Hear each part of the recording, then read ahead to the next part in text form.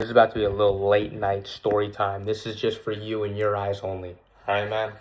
So, a couple days ago, I had a dentist appointment. I'm going to give you a little context in the fact of like, when I go to the gym, I want to get all my steps done right then and there. But because I had this dentist appointment, I wasn't able to get all that, right? So, I cut that short to get to on time to this dentist appointment. Once I went to that dentist appointment, they did their thing. They made your boy look clean, looking all snazzy and shit. And then after that appointment, because I didn't finish the steps, I still need to get those in. Those are non-negotiable. It's the Northeast. It's cold as shit outside. I knew I was going to walk around, and I was like, okay, what am I going to do? Across from the building of the dentist building, there was a Walgreens. I'm very familiar with that Walgreens. I've been there before. I know it is. I was like, okay, I'm going to walk around this place. So when I decided to go in there, I was just on my phone just texting and whatnot, but, obviously I would look around my surroundings, and it honestly just all hit me.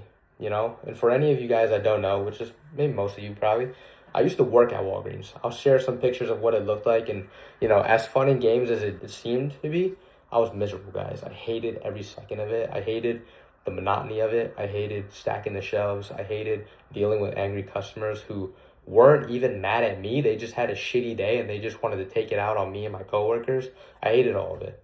And as I was walking around the Walgreens, I actually saw somebody that I actually grew up with. Now, we weren't like best friends or anything, but like I knew his face. I knew I grew up with him. And he had the exact same freaking face that I had back when I worked during that COVID era. That face was clear as day to me. I recognized it very well because the expression that he was telling me was basically just like, I don't want to be here. I hate this. I'm miserable here. And I felt the same way, and I know his pain.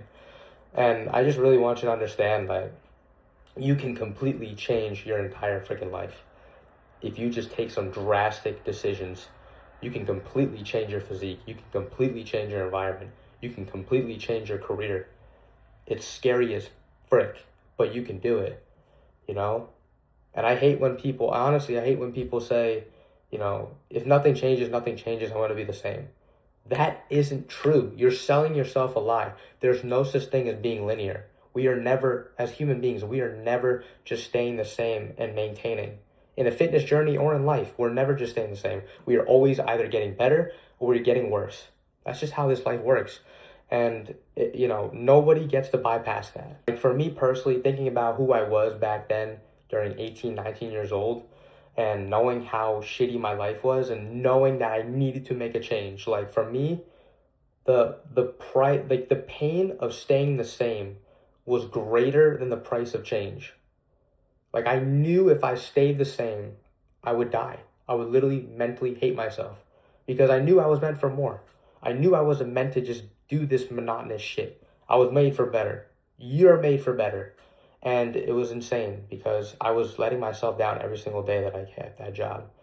And honestly, people want to defend their reasons as to why they want to play small and why, they can't do what they want to do. And then they have the nerve to show up next year and wonder why they're in the exact same position. It's like, how dare you? Like, how dare you even have the nerve to do that? That doesn't make any sense. Like, I was literally just talking to someone later on that day after my dentist appointment that told me, Zach, you're super aspirational, man. Like, I can't believe you actually just took your car and you just drove across the country. I want to get out of Jersey too.